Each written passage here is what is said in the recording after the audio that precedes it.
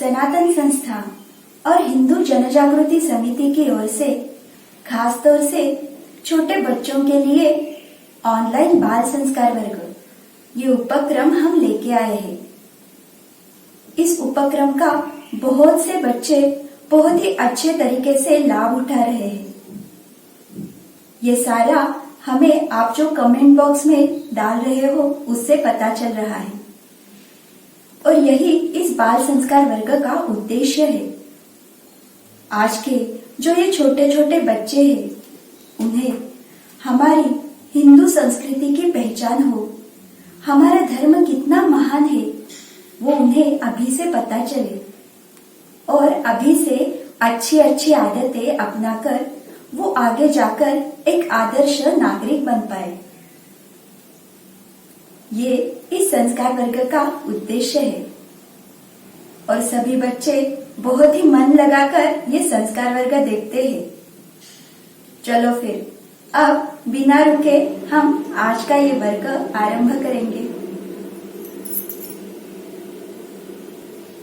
सनातन संस्था के श्रद्धा स्रोत परम पूज्य भक्तराज महाराज तथा संस्थापक परात्पर गुरु डॉक्टर जयंत आठवले जी के चरणों में वंदन कर हम आज का यह बाल संस्कार वर्ग आरंभ करेंगे। अब हम श्री गणेश जी के चरणों में प्रार्थना करेंगे। सभी बच्चे हाथ ऐसे ही जोड़े रखिए और अपनी आंखें बंद कर श्री गणेश जी के चरणों में हम पूरी मन से प्रार्थना करेंगे। हे श्री गणेश जी, आप ही की कृपा से इस बाल संस्कार वर्ग में सहभागी होने का अवसर हमें प्राप्त हुआ है। हम आपके शरण में आए हैं। हे श्री गणराया, इस बाल संस्कार वर्ग में जो भी सूत्र आप बताने वाले हो वे सारे हमें समझ में आने दीजिए और उनके अनुसार आचरण करने के लिए आप ही हमें बुद्धि, शक्ति और क्षमता दीजिए। ऐसी आपके श्री चरणों में शरणागत भाव से प्रार्थना है। अब हम श्री गणेश जी का श्लोक कहेंगे। वक्रतुंड महाकाय सूर्यकोटि समप्रभ निर्विघ्नं कुरु मे देव सर्वकार्येषु सर्वदा।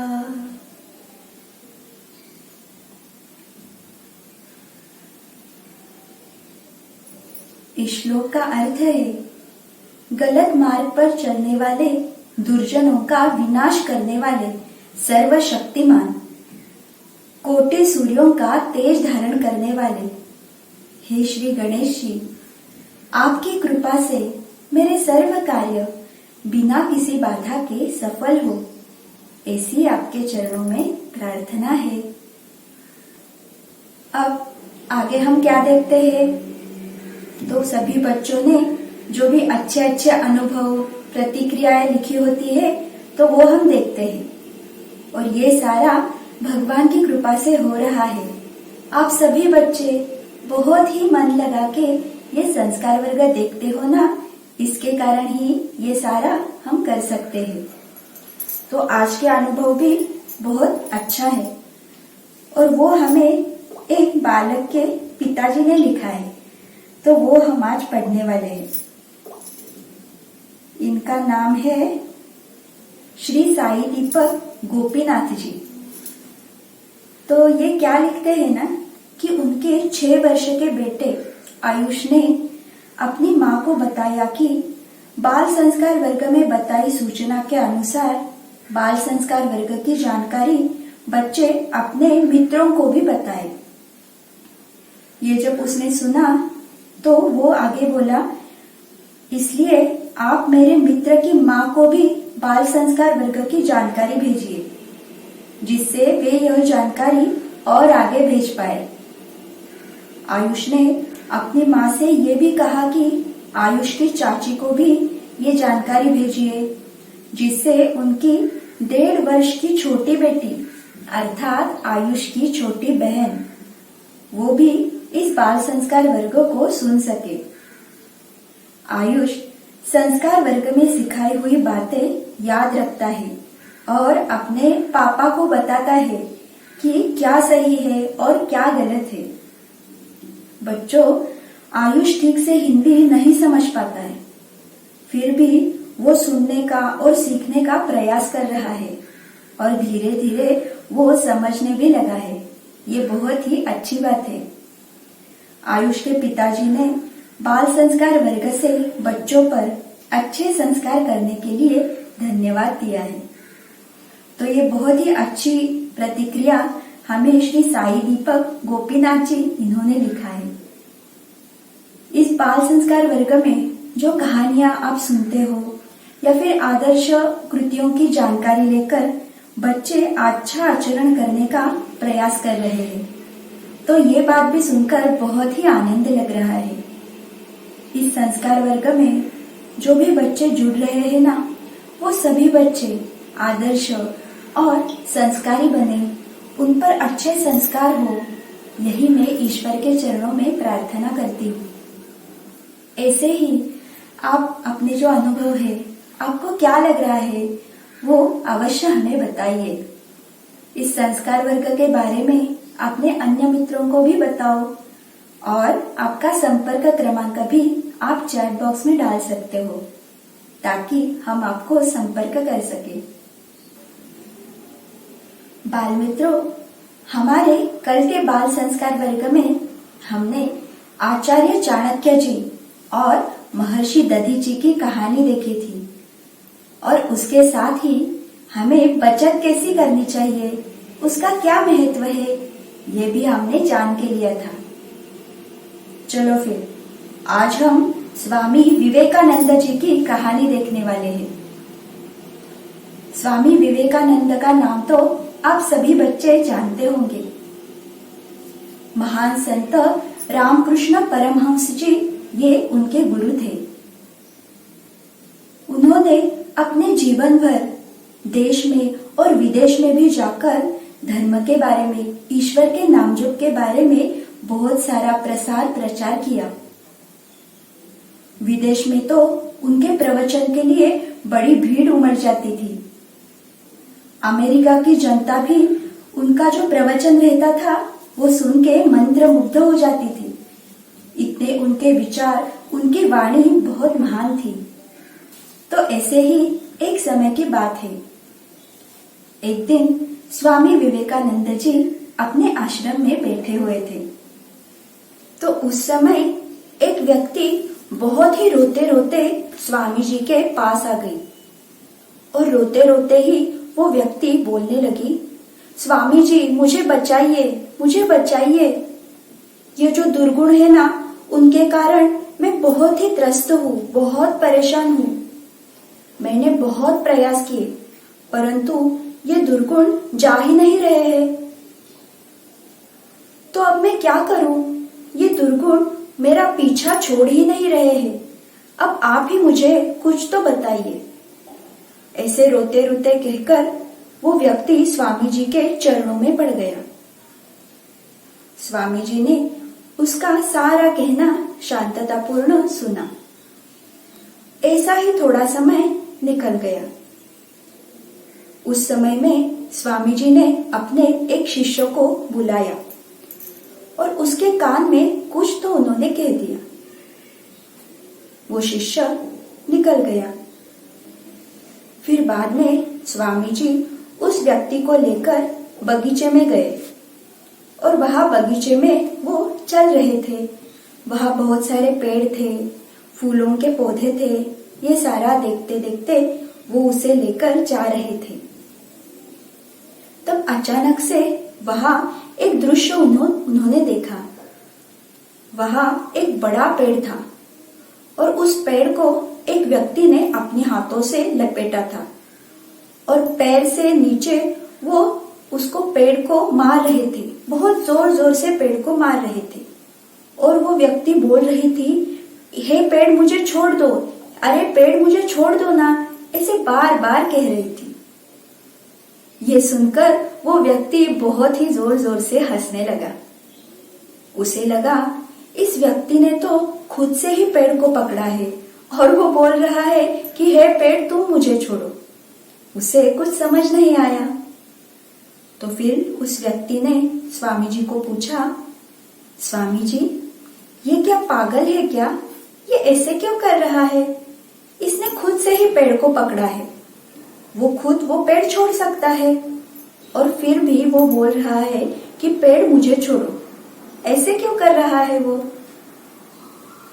उसकी बात सुनकर स्वामी जी थोड़े से हंस पड़े और फिर वो बोले, मुझे तो लग रहा है आपकी भी स्थिति उसके जैसी ही है।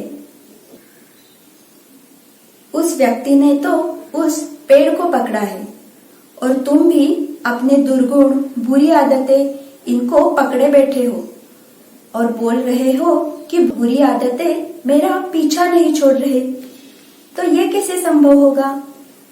अगर तुम निश्चय करोगे तो ये हो सकता है ना, हमें ही बुरी आदतें छोड़नी चाहिए, बुरी आदतों ने हमें पकड़ा नहीं है। स्वामी जी का ये उत्तर सुन वो व्यक्ति लज्जित हो गई, परंतु उसके बाद ही वे दोनों वैसे ही बगीचे में आगे आगे जा रहे थे। आगे जाने के बाद वहां पे फूलों के बहुत सारे पौधे थे और एक व्यक्ति उन पौधों को एक खाद दे रही थी और उस खाद की बहुत ही दुर्गंध आ रही थी।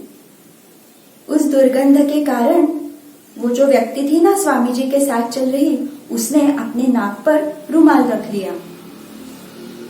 ये देखकर स्वामी जी हंस पड़े, परंतु वे कुछ बोले नहीं और थोड़ा आगे वो ऐसे ही चलते थे। आगे चलने के बाद फिर कुछ पौधे ऐसे थे, उन्हें बहुत ही रंग बिरंगे अच्छे अच्छे फूल आए थे। उन सारे फूलों से बहुत ही मंद सुगंध आ रही थी।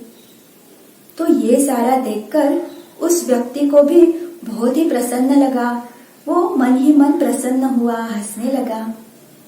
ये देखकर उस वक्त भी स्वामी जी फिर से मुस्कुराए। स्वामी जी का ये जो वर्तन देख रहे थे तो उसका उस व्यक्ति को कुछ अंदाजा ही नहीं आ रहा था। उसे लगा मैं तो मेरी इतनी बड़ी समस्या लेकर स्वामी जी के पास आया हूँ और स्वामी जी तो हंसे ही जा रहे हैं, ये क्या है? तो फिर अंत में उसने स्वामी जी को ही पूछा, स्वामी जी आप बार बार ऐसे क्यों हंस रहे हो? मुझसे कोई भूल हो गई है क्या? उस व्यक्ति के इस प्रश्न पर स्वामी जी बोले, अभी हमने फूलों के पौधे देखे तो उनसे हम क्या सीख सकते हैं? उन पौधों को वैसे तो दुर्गंध युक्त खाद डाला जा रहा था, परंतु उन फूलों ने इस दुर्गंध को सुगंध में परिवर्तित किया है। उसी प्रकार हमें भी अपने दुर्गुणों को सद्गुणों में परिवर्तित करना चाहिए। ये पौधे हम देखते हैं, उसके फूल हम देखते हैं, कौन सी भी परिस्थिति हो तो वे हमेशा आनंदी रहते हैं। उनकी सुगंध वो अन्यों को बांटते हैं और डाली से टूटने पर भी वे सुगंध ही बिखेरते हैं। तो ये बहुत ही बड़ी बात है, ये हमें सीखना चाहिए। मनुष्य तो बहुत बुद्धिमान है, परंतु फिर भी वो अपने दुर्गुणों पर मात नहीं कर पाता। तो हमें अब ये सीखना चाहिए, दुर्गुणों पर हमें ही मात करनी चाहिए। छोटे छोटे संकटों को ऐसे घबराना नहीं चाहिए। स्वामी जी का ये सारा उत्तर सुनकर उस व्यक्ति को अपने प्रश्न का समाधान मिल गया और वो फिर अपने घर वापस गया। इस कहानी से हमने क्या सीखा बच्चों? तो उस व्यक्ति ने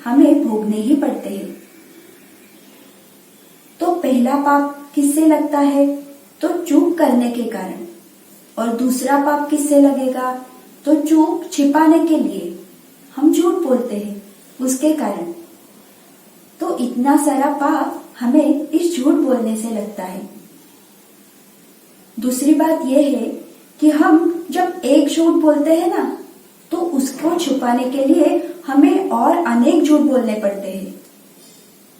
और ऐसे ही झूठ बोलते बोलते हमको उसकी आदत पड़ जाती है और फिर सभी लोगों के सामने झूठ बोलने में भी हमें कोई लाज नहीं लगती। और ऐसी ही ये आदत बढ़ते बढ़ते बच्चे फिर गलत मार्ग पर जाते हैं। और अगर बचपन से ही हम झूठ बोलते रहे ना, तो आगे जाकर झूठ बोलने का बड़ा संस्कार ही हमारे मन पर हो जाता है। उसके कारण बड़े होकर कोई तो फिर चोरी करने लगते हैं, भ्रष्टाचारी बनते हैं। और ये सारा होता है उसके कारण राष्ट्र को भी बहुत कष्ट होते हैं। तो इसलिए हमें झूठ नहीं बोलना चाहिए।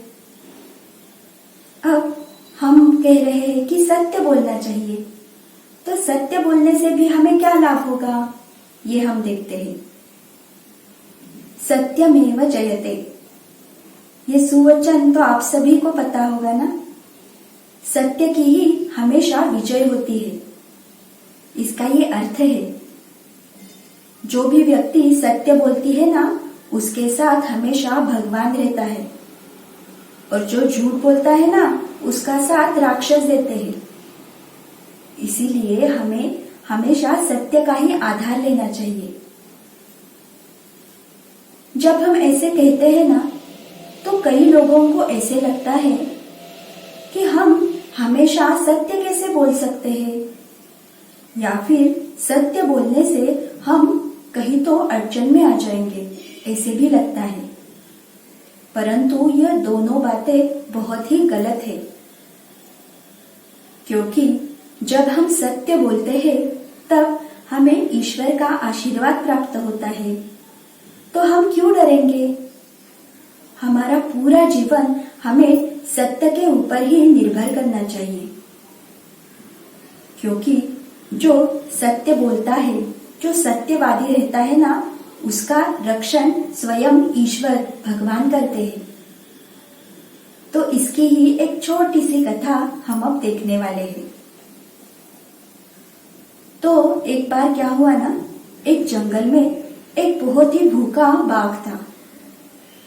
और तभी उसके सामने एक गाय उसने देखी। तो वो बहुत ही प्रसन्न हुआ और उस गाय को खाने के लिए उसने तुरंत गाय की ओर छलांग लगाई। वो गाय को खाने ही वाला था, तभी वो गाय बहुत ही विनम्रता पूर्वक बोली, वाह भैया, आपको मुझे खाना है तो खाओ, परंतु मेरा जो बछड़ा है ना, वो बहुत ही छोटा है। मैं उसे दूध पिला के आती हूँ और फिर आप मुझे खा लेना। बाघ ने गाय की ये सारी बातें सुनी, परंतु वो बोला, तुम ये बोल रही हो, उस पर मैं कैसे विश्वास रखूं?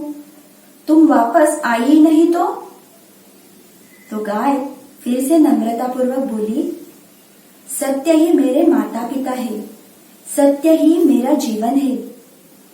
अगर मैं सत्य आचरण नहीं करूं, तो परमात्मा मुझ पर कैसे प्रसन्न होंगे? गाय का ये सारा सुन लेने के बाद बाघ को लगा कि गाय सच में सत्य बोल रही है। फिर उसने गाय को जाने दिया।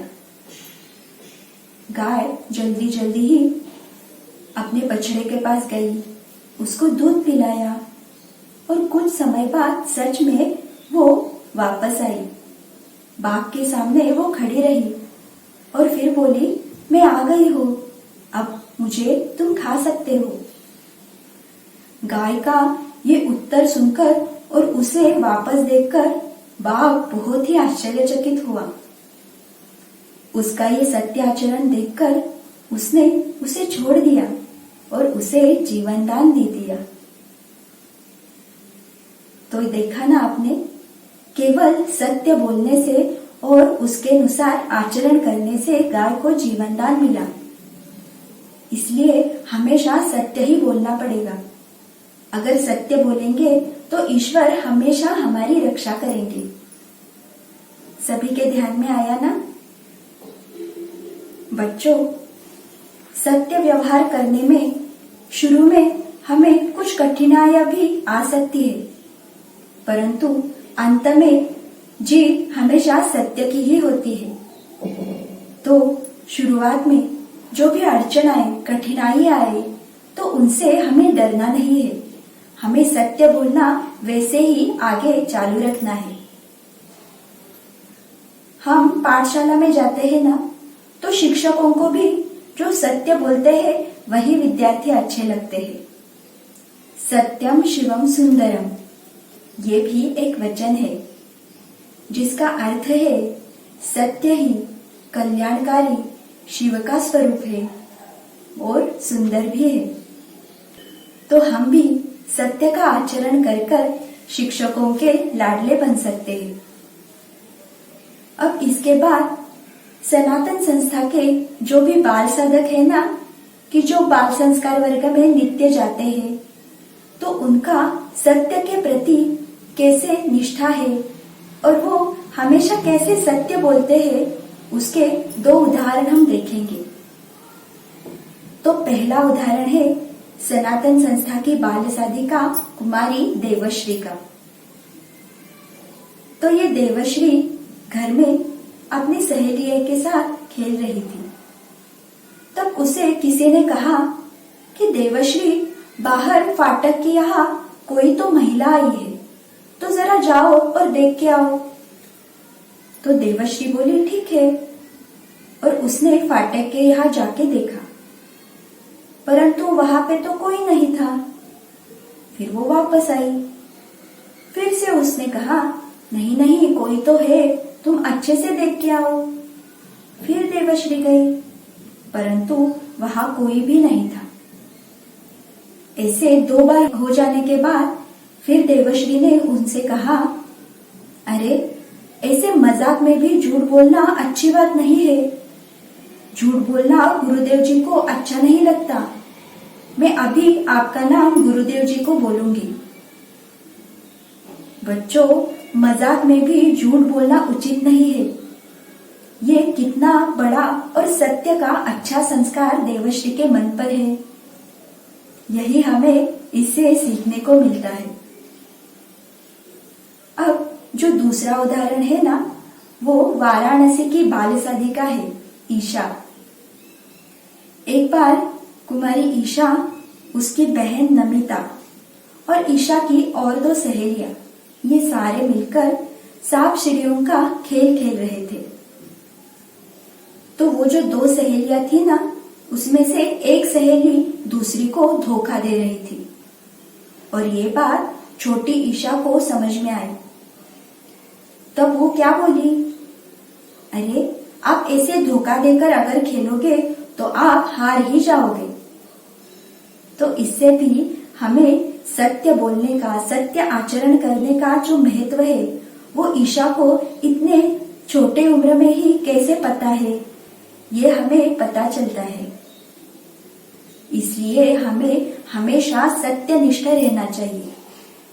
सत्यनिष्ठ यानी ईमानदार, ईमानदारी से भी हमें रहना चाहिए। इस ईमानदारी का एक बहुत ही अच्छा उदाहरण है, तो उसकी कहानी अब हम देखने वाले हैं। हम सभी को छत्रपति शिवाजी महाराज तो पता ही है।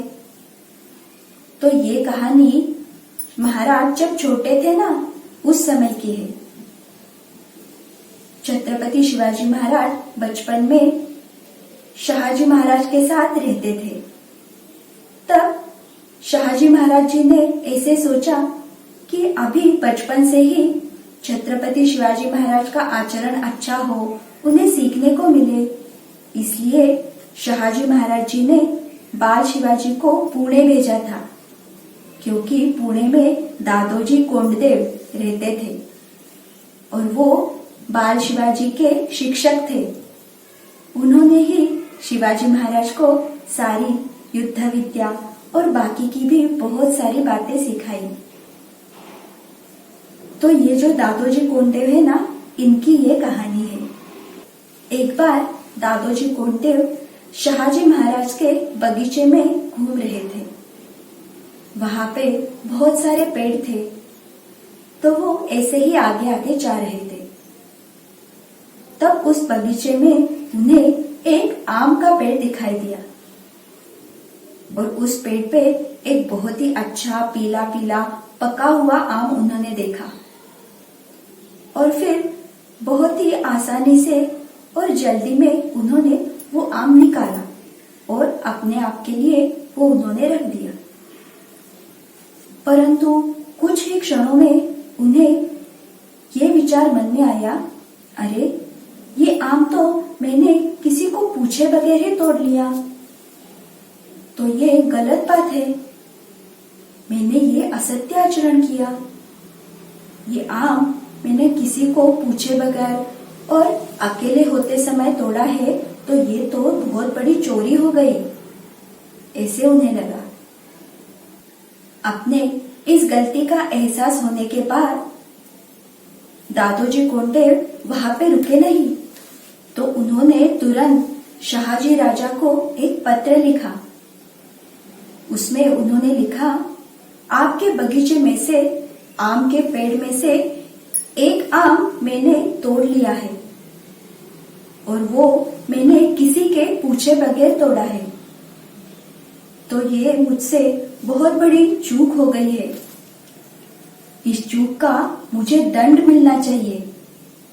गलती चूक चाहिए। और इस चूक के लिए उन्होंने जिस हाथ से उस आम को तोड़ा था, उस हाथ को भी काटने की तैयारी उन्होंने दिखाई थी। ये बहुत ही बड़ी बात है। जब शहाजी राजा ने वो पत्र देखा, तो उन्होंने इतनी बड़ी शिक्षा तो उन्हें बिल्कुल ही नहीं दी थी, परंतु इस चूक के दंड स्वरूप उन्होंने अपने पूरे जीवन भर कटे हुए दाएं हाथ का कुर्ता पहना। ये कितनी बड़ी बात है, ध्यान में आया ना सभी के? तो इसे कहते हैं सत्यनिष्ठा, इसे कहते हैं ईमानदारी। तो हमें भी ये सारे सूत्र जो देखे, उससे पता चला ना कि हमें सत्य क्यों बोलना चाहिए। अगर हम सत्य बोले तभी नैतिकता हमारे जीवन में आ सकती है, और जो व्यक्ति सत्य का आधार लेता है, उसके साथ भगवान निरंतर रहते हैं। तो आज से ही हम ये निश्चय करेंगे कि अब जीवन में कभी भी हम झूठ नहीं बोलेंगे, हम निरंतर सत्य ही बोलेंगे। ऐसे सभी बच्चे करेंगे ना? चलो अब संस्कार वर्ग में आगे हम स्तोत्र सुनने वाले हैं। आज भी हम गणपति स्तोत्र सुनेंगे।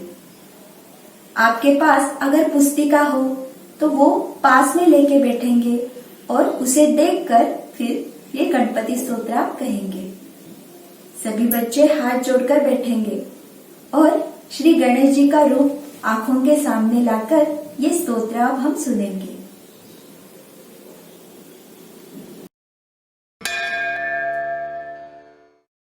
श्री गणेशाय नमः। नारद उवाच प्रणम्य शिरसा देवं गौरीपुत्रं विनायकं भक्तावासं स्मरे नित्यं आयुः कामार्थसिद्धये। प्रथमं वक्रतुण्डं च एकदन्तं द्वितीयकं तृतीयं कृष्णविङ्गाक्षं गजवक्त्रं चतुर्थकं लम्बोदरं पंचमं च षष्ठं विकटमेव च सप्तमं विघ्नराजेन्द्रं धूम्रवर्णं तथाष्टमं नवमं भालचन्द्रं च दशमं तु विनायकम् एकादशं गणपतिं द्वादशं तु गजाननं द्वादशैतानि नामानि त्रिसन्ध्यं यः पठेन्नरः न च विघ्नभयं तस्य सर्वसिद्धिकरं प्रभो। विद्यार्थी लभते विद्यां धनार्थी लभते धनं पुत्रार्थी लभते पुत्रान् मोक्षार्थी लभते गतिं। जपेत् गणपतिस्तोत्रं षड्भिर्मासैः फलं लभेत संवत्सरेण सिद्धिं च लभते नात्र संशयः।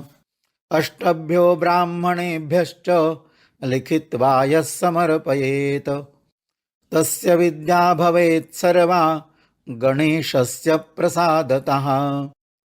इति श्रीनारदपुराणे संकष्टनाशन गणेशस्तोत्रं संपूर्णम्। ये स्तोत्र हमें निरंतर घर पे भी कहते रहना है और इसे कंठस्थ भी करना है। बच्चों, तो आज के संस्कार वर्ग में हमने क्या देखा? हमने आज जो कहानी देखी तो वो स्वामी विवेकानंद जी की थी, जिससे हमें बहुत कुछ सीखने को मिला।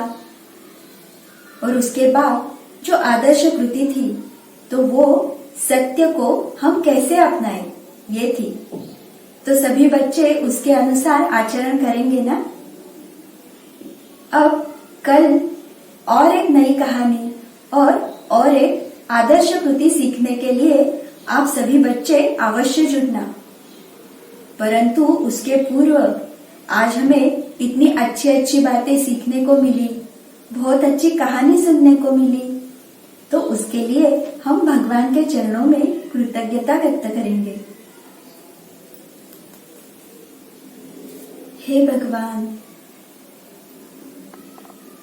आप ही की कृपा से इस संस्कार वर्ग में हमें बहुत कुछ सीखने को मिला। इसके लिए हम आपके चरणों में कृतज्ञ हैं।